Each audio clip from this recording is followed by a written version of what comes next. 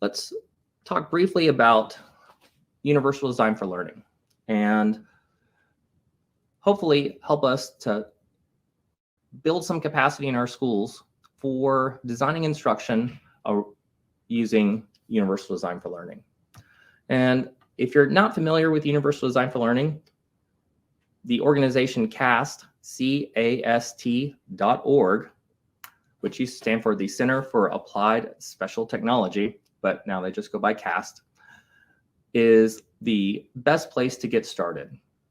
And let's take a quick look at this resource.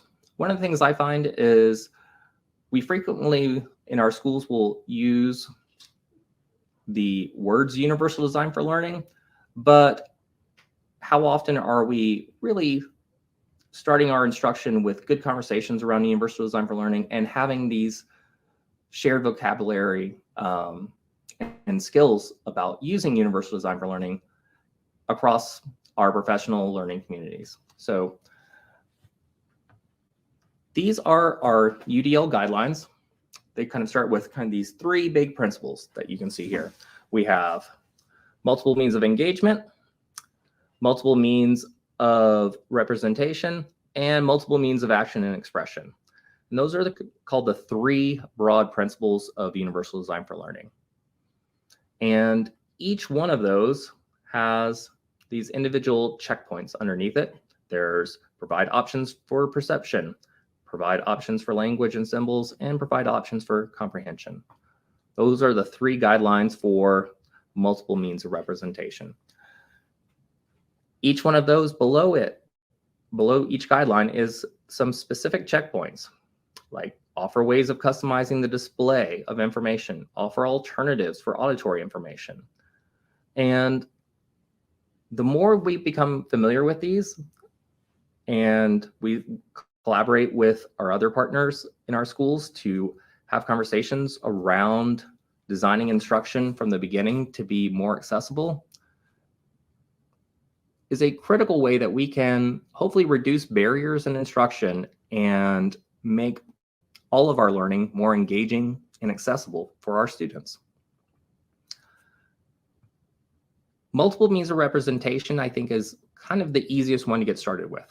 As we started our conversation today, we really focused on built-in accessibility tools and what are some other ways that we can support accessibility in making text content a little bit more accessible. Obviously, that's really connected to multiple means of representation. We piloted a couple ways that we could listen to content and then also, we still have the original option to read the content. But there are lots of other ways that we could support multiple means of representation. We could add more video to our work. Obviously, there's another one. But I think some of the more exciting ideas and probably some of the more transformative things that we could think about in our schools is in this category of provide multiple means of action and expression. And so we're going to kind of talk about some of our options there for helping our students engage with our content and express their learning in a variety of ways. Because testing is always going to be one important means of determining students' progress, but it's definitely not the only solution we should always think about.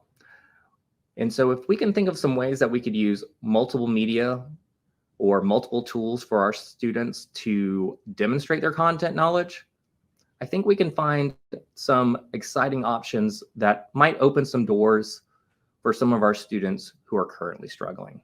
I've seen it work a lot. And so if we can give students options for how they demonstrate their content knowledge, we can really break down some of those initial engagement barriers. And so let's think about what are some ways that we could provide our students some options to demonstrate their content knowledge.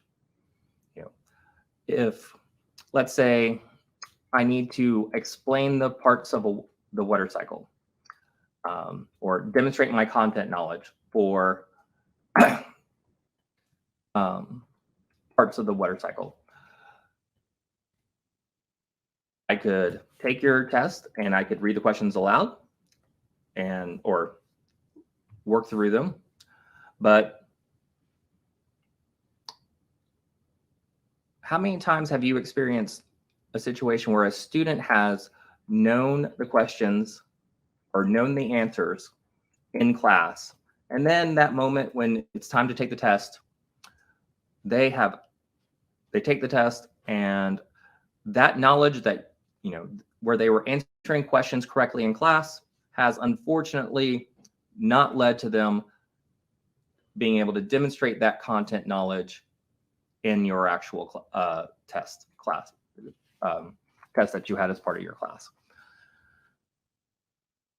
Between test anxiety and other challenges, lots of students will struggle on test day. If given some creative solutions, though, you can still have them demonstrate that content mastery and hopefully remain more engaged in your class and start to believe that they are a successful learner.